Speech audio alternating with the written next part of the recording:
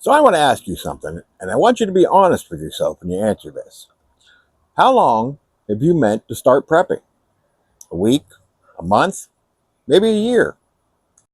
You have thought about it. Maybe you watched a few videos. Maybe you even bought something and put it away and let it sit. Maybe it felt too overwhelming or too expensive or too complicated to even know where to start. And somewhere in the back of your mind, that quiet voice that made you search out this video to begin with is still there, telling you you should be doing something, telling you that your family deserves to be protected, that the world around you is uncertain enough that waiting doesn't make sense anymore. And that voice is right. And today is the day you stop ignoring it. This is Ohio Valley Prepping, and this video is for two kinds of people: those who never started, and those who started once and lost momentum and never found their way back yet.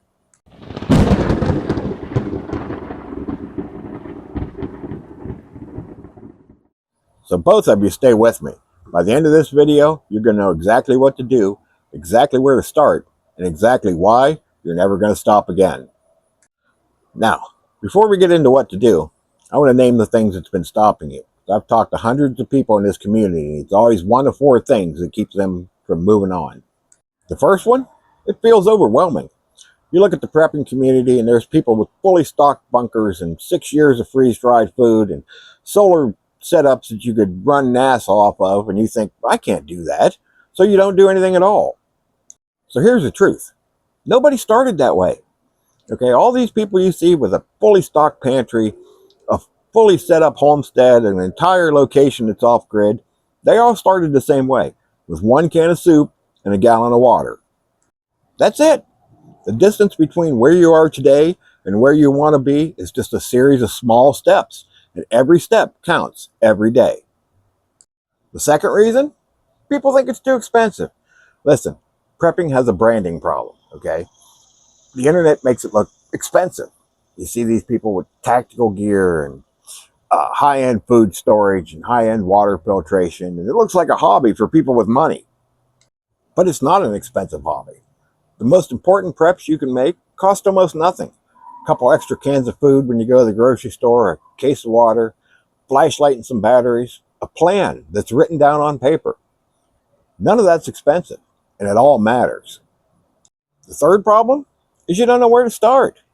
Listen, there's 1,000 things you could do first. Decision paralysis is real in the prepping community, and channels, even this one, make it worse by throwing too much information at you at one time. So today, I'm going to give you a simple, clear starting point. One thing at a time that's not overwhelming. But we'll get to that a little bit later. The fourth reason, well, you started before, but it just didn't stick. Maybe you bought some stuff, put it in a closet, life got busy, and 6 months down the road, it felt like ancient history. This one here I want to spend a little extra time on, because I think it's the most common, and it's also the most fixable. Prepping didn't fail you. You just haven't found your way yet. And finding your way, I mean really finding your way, the specific face, the specific fear, the specific future that you're trying to protect, that's what makes it stick. And we're going to find that today. Now, before you buy a single thing, before you make a single list, I want you to do one thing that sounds simple, but is actually the most important part of this video. I want you to close your eyes, really close them, and picture the faces of the people that you're doing this for. Your kids, your spouse, your grandparents, your parents, your community. Really picture their faces. Now, I want you to picture a scenario. Nothing out of Hollywood, nothing extreme, just something that could happen in your area. A flood that cuts your road off for a week, a winter storm that keeps you snowed in and cuts the power off for a few days, a supply chain disruption that empties out the shelves for 3 days. Now, picture that you're not prepared. You have no food, you have no water, you have no power when the lights go out, you have no plan. How does that feel? That feeling, that specific anxiety about those specific people, that's your why. Write it down. Seriously, right now, grab a piece of paper, write down one sentence. Why am I doing this? Mine's simple. I never want my family to go without because I wasn't paying attention. Your sentence might be different, but that's your fuel. That's what keeps you going when you're sitting on the couch on days and it feels like it's not worth it. That's what keeps you going when the momentum fades. Find your why before you spend a single dollar. Everything you do after that will feel different. All right, now you got your why. Now let me give you the simplest, most achievable, most affordable 30-day plan I know. I'm not going to overwhelm you. I'm going to give you one focus per week. 4 weeks, 4 wins. By the end of 30 days, you'll have a foundation built that most people never get to. Okay, water's first, because it's the most critical and it seems to be the most overlooked. You can go 3 weeks without food, but you can only go 3 days without water.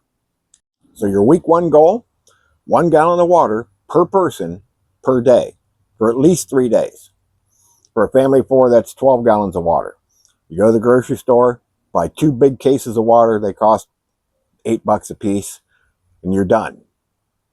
If you want to go a little further, simple water filter like a Sawyer squeeze costs about $20 and makes most water drinkable. Add that to your list if your budget allows. That's it. 1 week, water, simple. Okay, week 2, you're buying your food foundation. Now let me explain. You're not buying expensive survival food. You're just buying stuff that you already eat. So go to the grocery store with an extra 20 or $30 and buy things with long shelf life. Beans, rice, canned meats, pastas, things that you already eat and that you already know how to cook. Your goal by the end of week 2 is 3 days of food for your entire family. Not 3 months, just 3 days. That's it. And rotate those foods as you go. Eat the oldest, replace it with new ones. It's not a museum, it's a food pantry. Okay, week 3 covers what happens when the lights go out, because they're going to go out. Everybody in Ohio Valley knows that storms and snowstorms and people are just crashing into telephone poles can knock out the power for a few days. So week 3, you need a headlamp under $20. You need candles, a lighter, extra batteries for everything you own, and a hand crank radio that you can find for usually under $30. That hand crank radio is one of the most underrated preps you can have. No batteries, no internet, and in a real emergency, you can actually find out what's going on. Total cost of week 3, $50 or $60. You now have light and information when the grid goes down.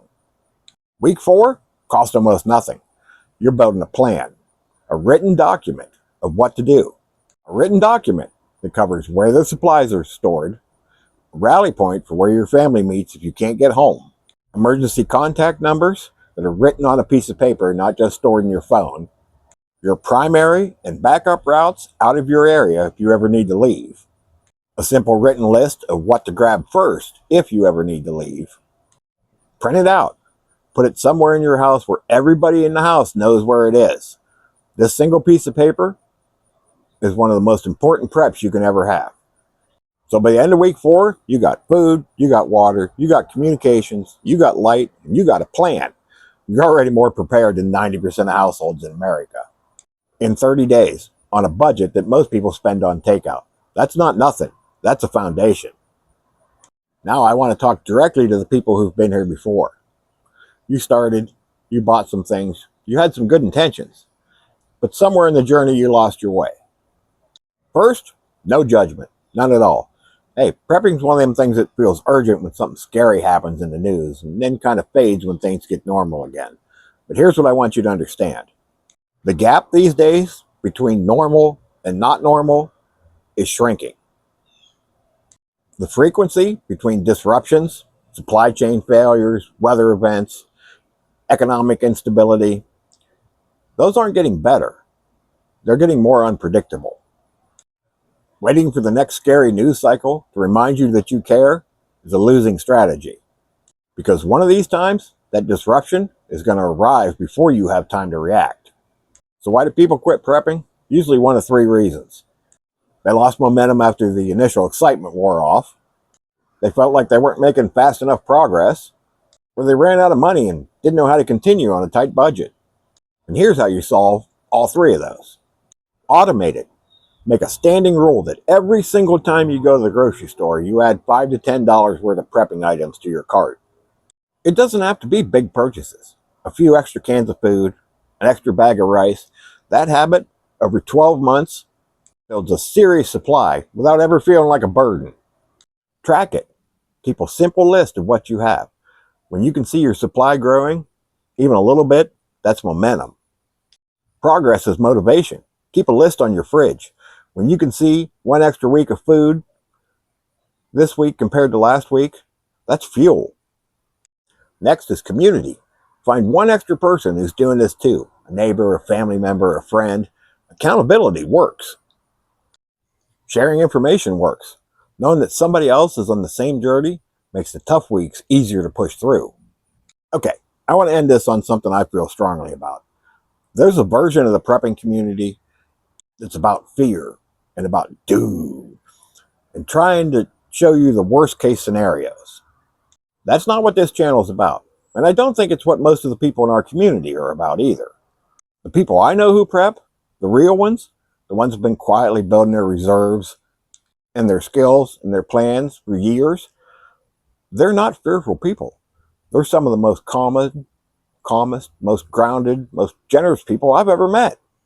Because when you prepare, you don't panic. When a storm hits and your neighbors don't have any food, you can share some of yours with them. When the power goes out and your family needs light, you have it. When everything around you goes sideways, you're the steady person in the room. This is the real payoff of prepping.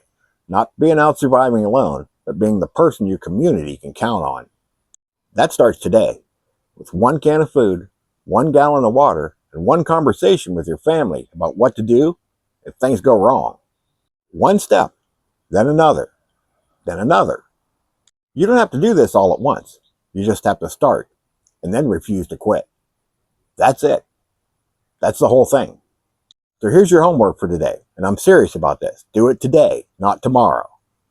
Go buy 2 cases of water and put them someplace accessible. That's your first prep. That's day 1. And then refuse to quit. Hey guys, subscribe if you haven't already. Hit the little bell icon. We got a great community here. Leave a comment. Let me know where you're starting from. This your first time here? You coming back after a break? I genuinely want to know. This is a great community, and they'll be here for you. And share this video with somebody you know that might need to hear it. You might be the reason that they actually start. So guys, stay ready. Start today, and we'll see you in the next one.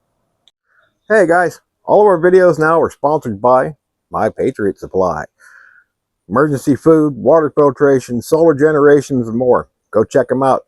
Link down in the description. And if you use that link, yeah, we do make a few pennies, but helps us keep doing what we're doing. Thanks a lot, guys. Go check them out.